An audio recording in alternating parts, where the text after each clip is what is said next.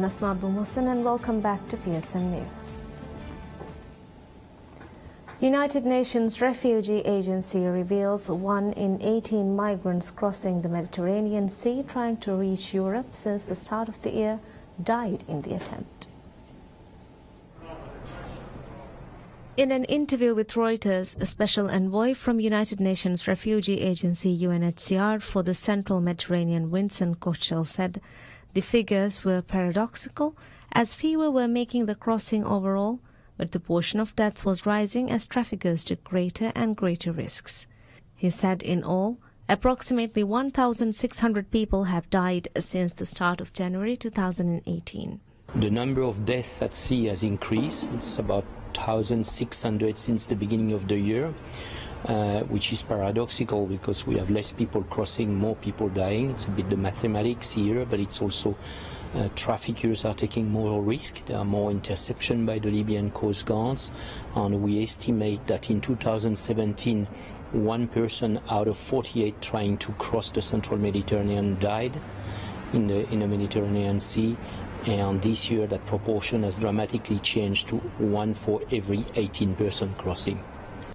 Between January and August 2017, 130,400 people arrived in Europe by the Mediterranean route, and the UNHCR estimates that 2,400 died.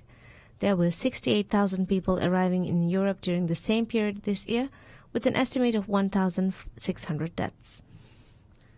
Kochetel called the European wrangling over where rescue boats such as the Aquarius should land when they have saved migrants from the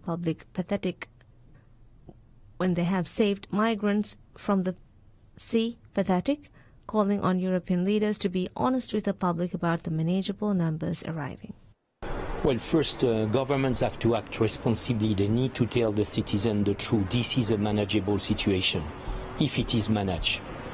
Just letting people disembark and not managing the post-disembarkation is a problem because there's a growing number of rejected asylum seekers in Europe who are not returned to their home country, who have no rights, no resources, and this creates problems for lots of local communities. So governments have to be aware of that and have to take resolute action.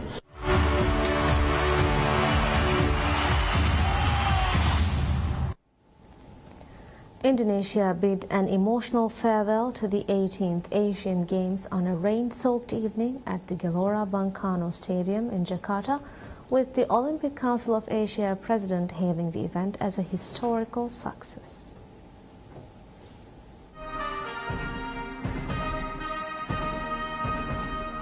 The downpour did not dampen the spirits of the Indonesians who thronged the venues to witness the closing ceremony, which was also attended by International Olympic Committee IOC President Thomas Bach.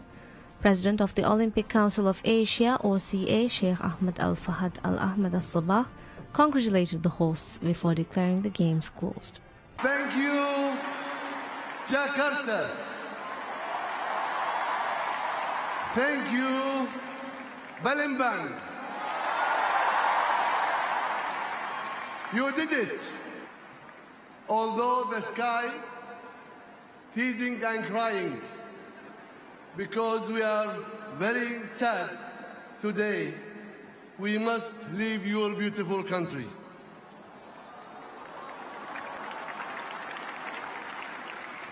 We are going home with a lot of memory, wonderful memory, from an amazing games.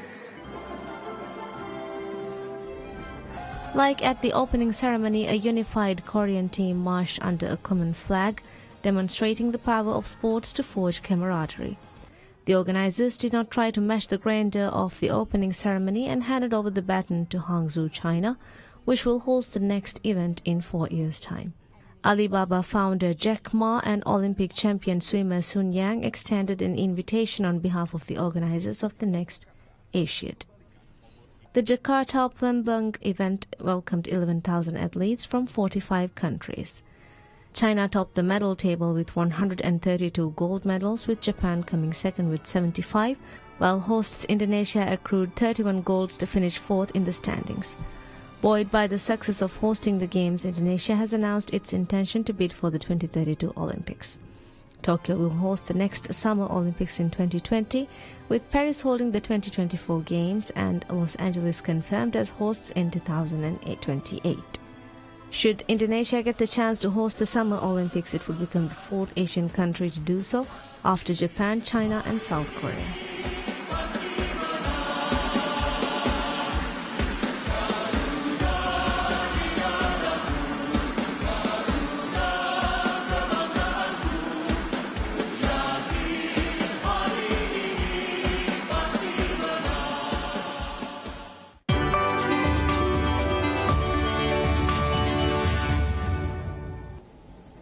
Crazy Rich Asians reign over the US box office for the third weekend in a row. Raise a family. For me, it was a privilege. It is estimated the Crazy Rich Asians brought in a three-day estimated total of $22.2 million over the three-day weekend. This brings total earnings for the Warner Brothers romantic comedy to $110 million US. Maybe like not as aggressive. Shark Week? Shark drama The Meg took second place for the third weekend in a row, with the Warner Brothers film earning an estimated $10.5 million US.